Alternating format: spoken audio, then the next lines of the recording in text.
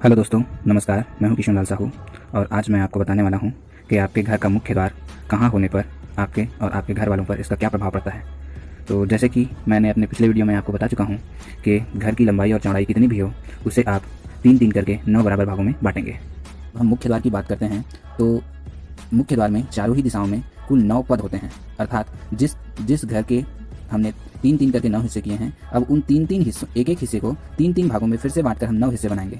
अर्थात वह कुल टोटल 9 भाग अपने घर की लंबाई और 9 भाग घर की चौड़ाई को बनाएंगे। जैसा कि आप देख चुके हैं कि मैं इस आयताकार मकान के नक्शे का मैंने पूर्व पश्चिम उत्तर दक्षिण चारों दिशाओं में 9-9 हिस्से कर लिए हैं। मतलब 9 चौका 36। मतलब आपके घर में मुख्य द्वार अर्थात मेन डोर के लिए कुल 36 पद होते हैं।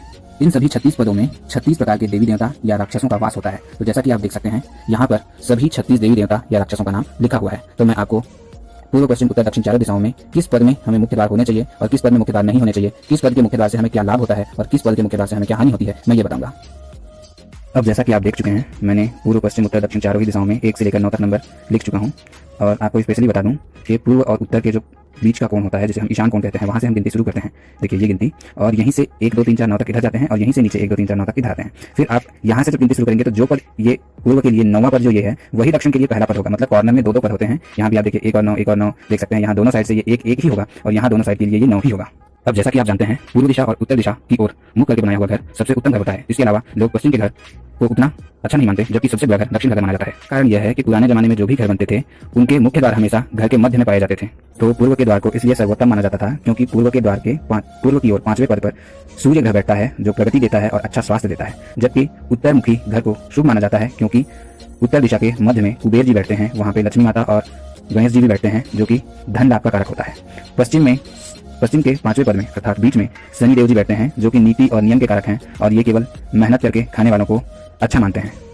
जबकि दक्षिण के द्वार को शुभ नहीं माना जाता। इसका कारण यह है कि दक्षिण दिशा के 5वें द्वार मतलब मध्य में यमराज बैठते हैं, जो कि अकाल मृत्यु का सूचक है। इसीलिए दक्षिण मुखी घर नहीं बनाने चाहिए। पूर्वमुखी और उत्तरमुखी घर अच्छा होता है। इसका अर्थ ये नहीं कि पूर्व में कहीं भी द्वार दिया जाए या उत्तर में कहीं भी द्वार दिया जाए आपको लाभ देगा। जबकि कुछ जगह ऐसे हैं जहां पूर्व या उत्तर में भी द्वार देना वर्जित है। पूर्व दिशा में सामने के 2 पद, पहला और दूसरा पद, और अंतिम के 2 पद 8वां और 9वां पद, ये दोनों पद में द्वार नहीं होने चाहिए। हालांकि ईशान कोण होने की वजह से पूर्व दिशा के पहले और दूसरे पद, उत्तर दिशा के भी दूसरे और पहले पद, इन दोनों पद में द्वार दे सकते हैं क्योंकि ये आपको लाभ नहीं पहुंचाएंगे परंतु नुकसान भी नहीं पहुंचाएंगे। लेकिन पूर्व दिशा के 8वें और 9वें पद में अर्थात पूर्व और दक्षिण के बीच में द्वार नहीं देने चाहिए। यह रोग का सूचक है। मतलब अगर पूर्व दिशा के 8वें और 9वें पद में किसी का घर है, घर का मुख्य द्वार है, तो यहाँ से रोग आते हैं। इस घर में रहने वाले किसी न किसी व्यक्ति को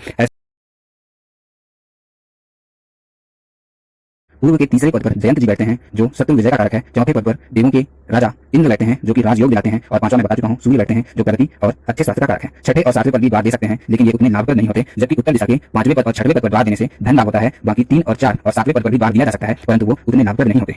पश्चिम दिशा में 5वें पद पर शनि जी और वरुण देव जी बैठते हैं, जो कि नीति और नियम के देव हैं। अर्थात पश्चिम मुखी घर में रहने वाले लोग अगर मेहनत का पैसा खाते हैं, अगर नीति और नियम से चलते हैं और अगर भगवान की भक्ति करते हैं, तो पश्चिम मुखी द्वार उनके लिए अच्छा होता है। लेकिन अगर वो घूस या फिर चोरी का पैसा या फिर किसी भी तरीके से गलत कार्य से कमाया हुआ धन इस घर में नहीं रुकता। दक्षिण में केवल एक ही पद होता है, जो कि चौथा पद होता है, जहां द्वार दिया जा सकता है। अगर चौथा पद बहुत छोटा हो तो चौथे के साथ तीसरे पद को भी दिया जा सकता है, लेकिन चौथे पद से 5वें पद में जाना वर्जित होता है। यही कारण है कि दक्षिण मुखी द्वार उतना अच्छा नहीं माना जाता। सबसे अच्छा पूर्वमुखी और उत्तरमुखी द्वार माना जाता है। धन्यवाद।